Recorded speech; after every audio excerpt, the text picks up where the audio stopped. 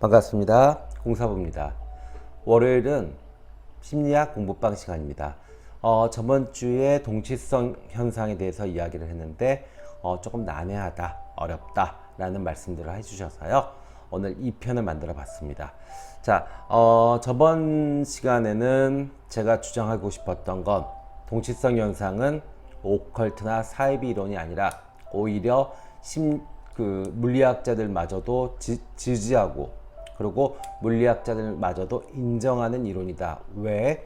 모든 것을 다 인과로 설명하던 시대에서 이제는 확률의 시대, 그리고 인과의 법칙을 넘어선 세계가 존재한다 라는 것이 물리학에서도 양자역학에서 증명하고 있으니까요. 자, 그럼 이제 오늘은 칼융 선생이 이 동시성 현상을 어떻게, 그리고 그 동시성 현상에 일어나는 그 힘은 그럼 과연 어디냐? 칼융 선생이 주장했던 그 자기와 동시성 현상에 대한 이야기를 해보겠습니다. 자, 일단은요, 정신과 물질 세계를 연결시켜주는 작업 뭐가 있어요? 그게 뭘까요? 원형이죠. 그죠? 그래서 정신과 물질 세계를 원형이 연결시켜주는 고리 역할을 합니다.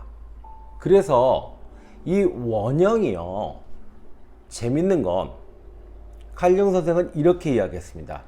우리는 정신현상을 제대로 명확히 설명해내지 못하는 때조차 원형은 비정신적인 측면을 분명히 갖는다고 측정하지 않을 수 없게 한다. 자, 무슨 얘기냐? 원형은 비정신적인 측면마저도 포함하고 있다. 이렇게 이해를 하시면 돼요. 그러니까 자, 정신과 물질 세계가 있는데 이 원형이 의미를 포함하고 있죠. 그죠? 근데 얘는 비정신적인 측면까지도 포함하고 있다. 이렇게 이해하시면 돼요. 그러면 자, 우리가 일반적으로 알미라고 이야기하잖아요. 그죠? 안다. 이 안다는 칸트가 이야기한 이성의 알미입니다. 지식, 아는 것. 그런데 동시성 현상에서 칼융 선생은 알의 한계를 없앴습니다. 심지어 선험적인 것까지도 알의 영역에 넣었어요. 그 근본은 뭐냐면 무의식, 자기가 아는, 셀프가 아는 것은 한계가 없고 선험적인 것까지도 포함한다. 이렇게 이야기합니다. 자, 그러면 이 선험적이고 한계가 없는 이것은 어떤 형태로 나타날까요? 직관, 영감, 통찰로 나타나죠. 그래서 꼭 종교인이 아니더라도 학자이든 의사이든 정치인이든 사업가든 자기 영역에서 탁월한 능력을 보이는 사람들은 동시성 현상, 그리고 이 자기의 의미, 자기의 어떤 이 힘, 자기의 이게 발달할 수밖에 없겠죠. 이해되시나요? 네. 자, 그래서 이 선험적이고 그 다음에 자기 것이 아닌 것마저도 알게 하는 이 자기, 셀프의 알에 대해서 칼융 선생은 책을 통해서 이런 경험을 이야기하세요. 환자가 그 상담을 위해서 찾아왔는데 오히려 칼융 선생의 꿈을 꿨다. 그래서 칼융 선생이 너무너무 힘들어하고 지쳐 보이시더라. 근데 그 꿈 이야기를 듣고 며칠 후에 큰 감기에 걸리셔가지고 며칠 동안 알아누웠다. 뭐 이런 표현을 쓰셨어요. 그러면 우리는 어떻게 여기서 동시성 현상이 발생됐을까요? 동시성 현상은요, 의미 있는 것에 대한 질문, 의미에 대한 질문의 답을 구할 때 나타납니다. 그러니까 의미가 없는 관계에서는 그건 나타나지 않아요. 이해되시나요? 그래서 실제로 사랑하는 사이에서, 그죠? 아내가 남편 꿈을 꿔주고, 그죠? 또 연인 사이에서 서로 꿈을 꾸고, 그리고 또 불교 같은 데서는 스승님과 제자, 이 제자가 또 이 스승님 꿈을 꾸기도 하고 스승님이 제자 꿈을 꾸기도 하고 이렇게 예, 의미가 있으니까요. 근데 이제 이 의미의 단계에서 진짜 중요한 건 이거예요. 칼융 선생이 얘기하고 싶었던 건 단지 요 영역이 아니라 조금 더 확장해봐라. 더 확장을 하면 그러면 이것이 이 알매 영역과 의미의 영역이 더 확장되면 결국에는 모든 것이 다 합일이 되는, 하나가 되는, 네, 그 개념을 이야기하고 싶었던 것 같아요. 이해되시나요? 네, 그래서 그 부분은 좀 이따 다시 얘기할게요. 그래서 이 셀프, 자기가 아는 것은 칼융 선생은 신의 눈이다라는 표현을 썼어요. 그래서 그 종교적 표현이죠. 신의 눈, 신의 눈. 그러니까 모든 것을 다 알고 있다. 그러니까 결국에는 이 셀프는 계속 다 아는 겁니다. 밖에서 무슨 일이 벌어질지, 심지어는 선언적인 것까지도요. 근데 우리가 의미를 두지 못하는 거고, 우리가 그것을 찾아내지 못하는 거고, 그 찾아내지 못하는 건 원형에 대한 이미지를 잘 몰라서 그럴 수도 있고, 아니면 어떤 그 명상이라든지 뭐 묵상이라든지 뭐 이런 것들에 대해서 좀 하지 않아서 그럴 수도 있겠죠. 그래서 실제로 우리가 이제 종교인들이 동시성 현상을 많이 쓰는 이유는 이렇게 꿈이나 묵상, 명상을 통해서 의도적으로 의식 수준을 좀 낮게 만들어 놓죠. 왜냐하면 인지 기능이 강해지면 동시성 현상은 발휘가 되지 않으니까요. 그러니까 약간은 좀 멍한 상태 있죠. 그죠? 예. 그래서 이게 정신적 의식 수준이 축소가 돼야 됩니다. 그래서 낮은 수준의 의식적 인식과 일종의 흐릿한 의식 상태, 예, 그때 잘 되고요. 그리고 우리가 의식 수준이 알파 상태일 때, 이 정신 그 동시성 현상은 자주 일어나게 됩니다.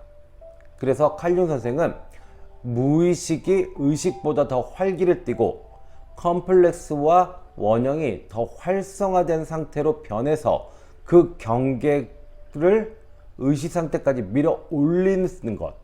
네, 이럴 때 동시성 현상을 잘 발휘할 수 있다, 잘 깨달을 수 있다라고 이야기를 하셨어요. 이해되시나요? 자, 무의식이 발달되어 그리고 컴플렉스와 원형이 활성화됩니다.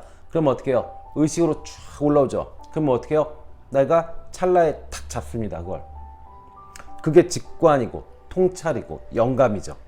그죠? 사업을 하시는 분들은 새로운 제품을 이렇게 만들까 저렇게 만들까 고민하다가 이렇게 만들어야겠구나 했을 때 그게 딱 해서 모든 사람들이 다 좋아하는 아주 훌륭한 제품이 나올 수도 있고, 상담을 해주시는 분들은 내담자의 고민을 쭉 듣다가 기도하거나 명상을 하시다가 딱 찰나에 잡아서 이게 해답이다, 이렇게 해보자 라고 할 수 있는 거죠. 그래서 동시성 현상은 쓰기 나름이에요. 각자. 이해되시나요?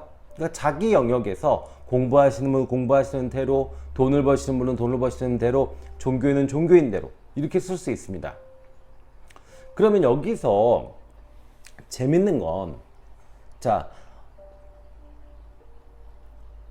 의미가 있을 때, 의미가 있는 질문에 답을 구할 때 동시성은 고려된다 라는 말이요. 그러면 아까 제가 얘기했죠? 결국에는 셀프, 자기는 다 알게 된다. 제가 말씀드렸잖아요. 셀프, 자기, 무의식은 뭐라고 그랬어요? 슈퍼컴퓨터. 그래서 내가 모르는 것까지 다 저장할 수 있다. 그 다음에 또 뭐라고 그랬어요?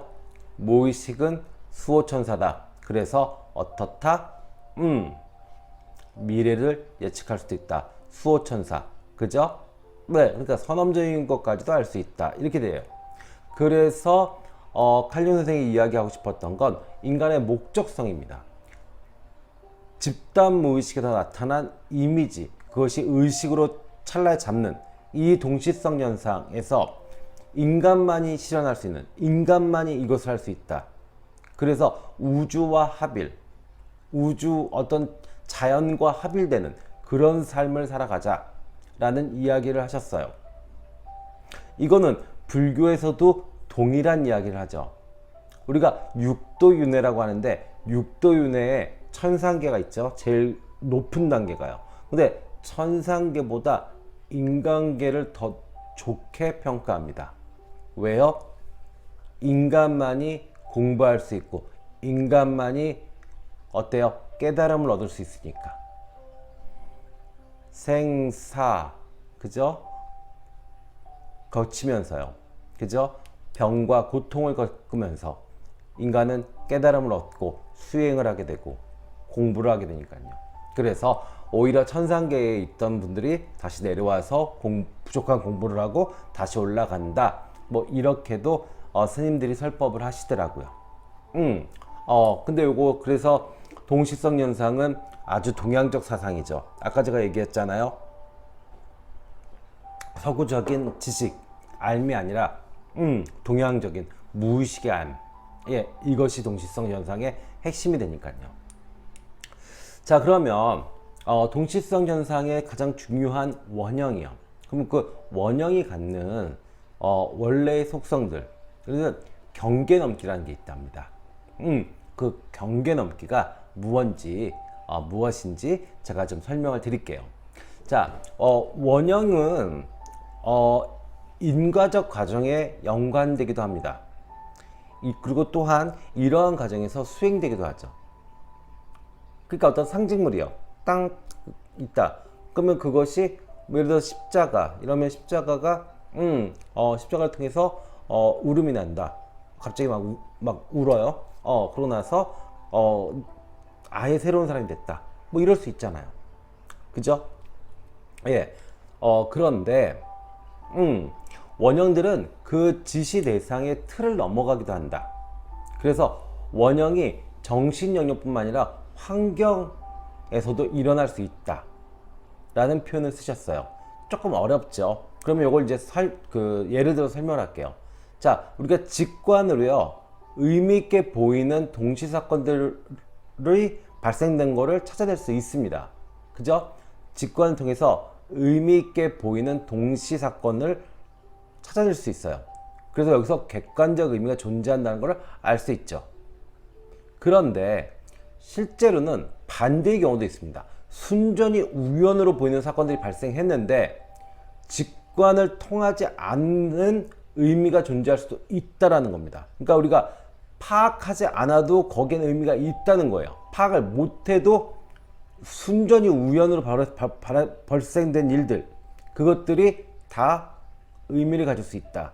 이것이 원형이 갖는 속성, 경계 넘기라고 합니다.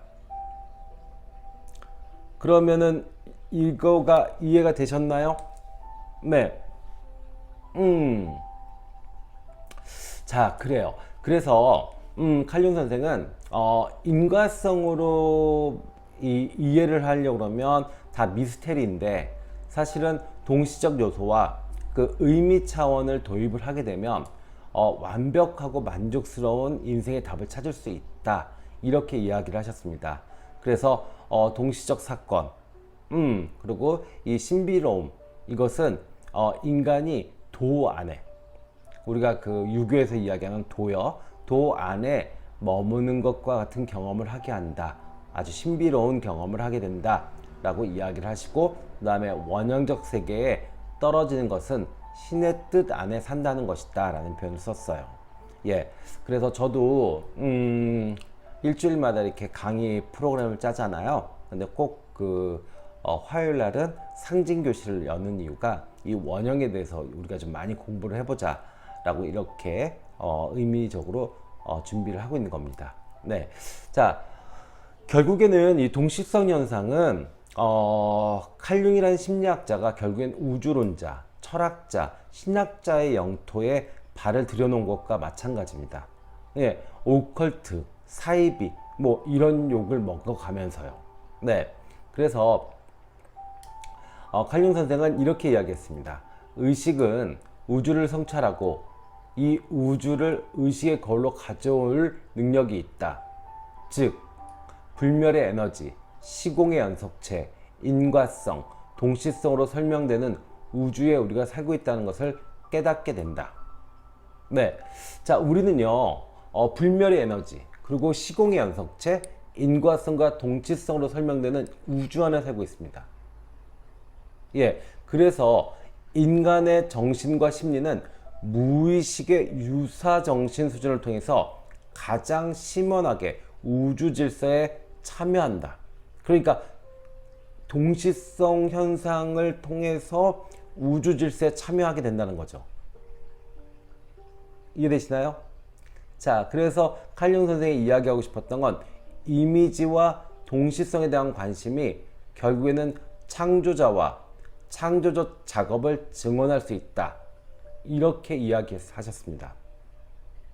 그러니까 단순히 꿈꾼 게 맞다.